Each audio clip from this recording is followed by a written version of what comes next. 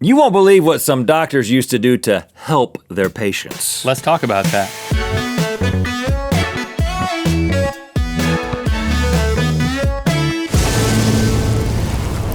Good mythical morning. Now, when doctors take the Hippocratic Oath, they're basically saying, I'm not gonna do anything to harm my patient. Hopefully help.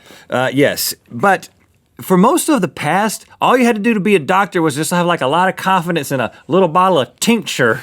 And some of the things that doctors did to help their patients, I think did more harm than good, and we're gonna find out today whether or not you're good at deciphering whether or not the things that we're going to tell you about are real or fake. It's time to play, is this ridiculous remedy real, or do I have an overactive imagination? Now we've talked about weird folk remedies before, but this is different. These are actual remedies from real doctors, in the past, yes, right? Yes, these are things that the medical community did. Or you made up. Or maybe they didn't. Okay. That's the question. Now here's how this works, Link.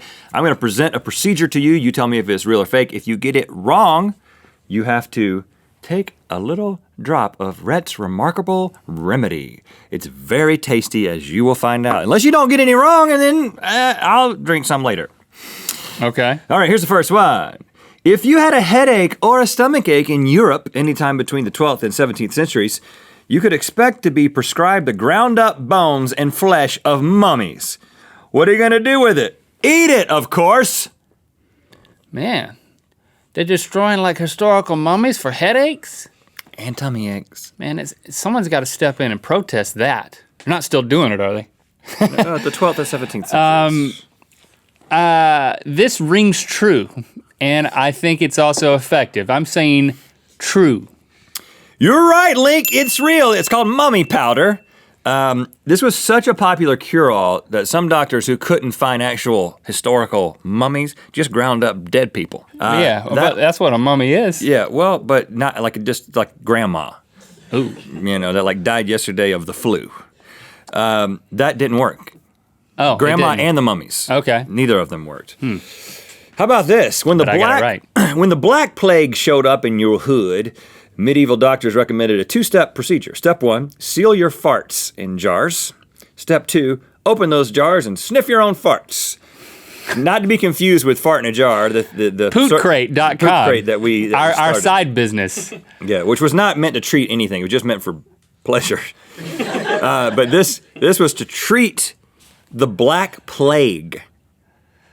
Well, if we had known that, we'd have put that in the marketing for Poot Crate. Right, yeah.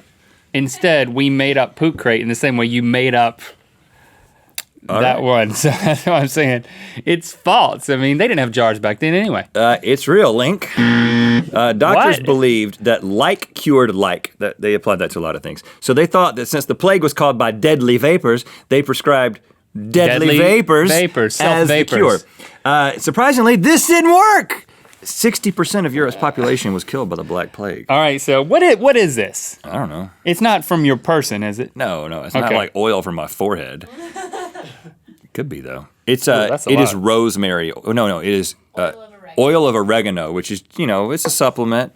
It's just going to be unpleasant, but it could. Oh gosh, you didn't have to do that much. Refreshing. You're gonna lose the ability to taste. I was just a drop, man, not a whole vial. How much went in my mouth? A lot, like 7 drops. Good luck with that. Oh. All right, while you're recovering from that, I'll tell you, I can't even speak. In Elizabethan London. My tongue is frozen. Do you feel like you're being remedied? No, I feel like my tongue has disappeared. It's numb. Well, take some time to recover. In Elizabethan London, lustrous, healthy hair was considered a sign of wealth. So if yours started falling out, you better douse it with cat urine. It was believed that this could reverse the process of male baldness. Cat urine shampoo. Well, cats shed when they pee on themselves. So this doesn't, no, they don't pee on them. What? I think my remedy is backfiring. I'm gonna say that's true. I don't think it works, but I'm gonna say it's true. I think I made this one up. Oh, gosh. Made it up. However, my breath smells like an Italian restaurant exploded. it will not help with baldness, but rubbing cat urine on your hair does have one very pronounced effect. It makes your hair smell like cat urine. Okay, that's another dip, another drip. That's true, by the way. Yeah. When you put cat urine on Yeah, I've tried it. Oh. Whoa. Ma, you do. It smells like the Olive Garden over there. Oh. If you had a stutter in the 19th century, you might cure yourself by having a triangular wedge cut out of your tongue without anesthesia. Sure, you may never speak again, but at least you aren't stuttering. You bifurcate your tongue? Yeah, I think bifurcate. Is bifurcate a word? I think we've had this argument before on the show. We've been through this. I could bifurcate it, you could bifurcate it. I thought they would cut the thing underneath the tongue. You got some bread to dip in your mouth? I'm gonna say true. I think this is true. You're right, Link. This is actually from J.F. Diefenbach. But when it didn't work, what didn't they stop prescribing this? Yeah, that's heinous exactly what thing? happened. That's exactly what happened. He did it for a while, and they were like, it doesn't work. And he was like, okay, I'll stop. I'll just open like a piercing parlor. Yeah. Back in ancient Egypt, it was a good idea to keep a stash of moldy bread on hand. This way, when your cousin stabs you over your favorite amulet, you could rub moldy bread all over the wound to cure it. True. You so confident. I is so confident. Well, that's true. It is real. I've heard about moldy bread. Well, I mean, that's how antibiotics were discovered in the first place. You know, they discovered that mold, penicillin, could fight off infections. So, in Egypt. No, and the thing is I don't know how well this actually works, but it's based on, I mean, the principle is, they stumbled into it.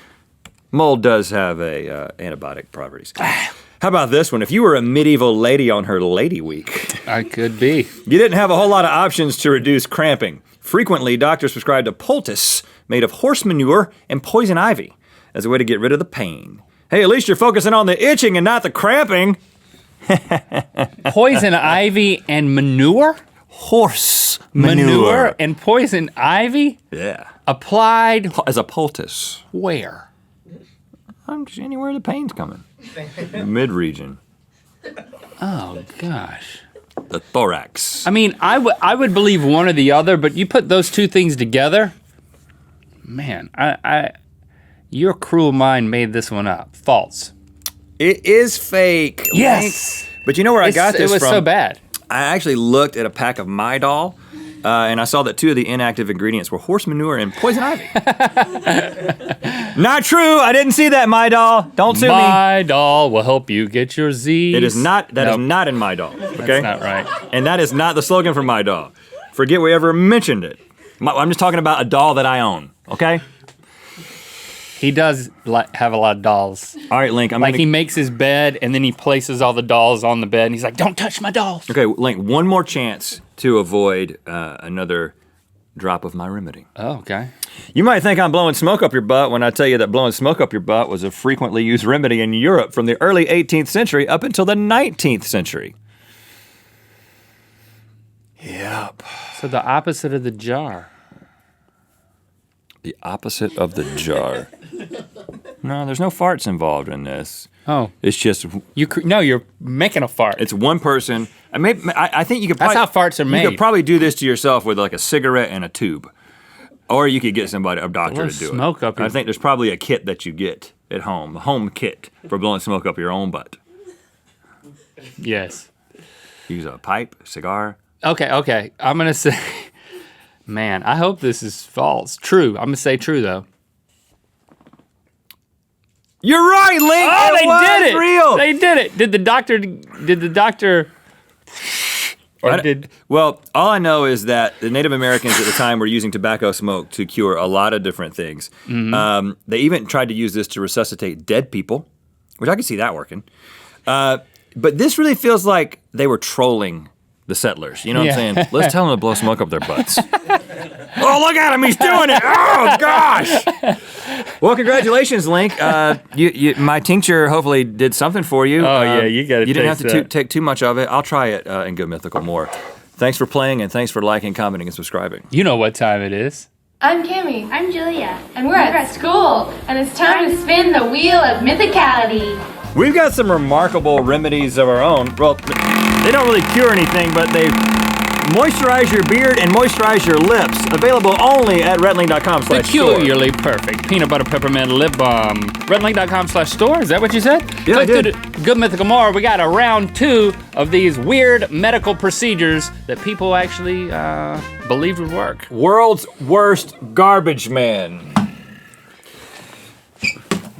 Got my garbage here. Putting it in the thing.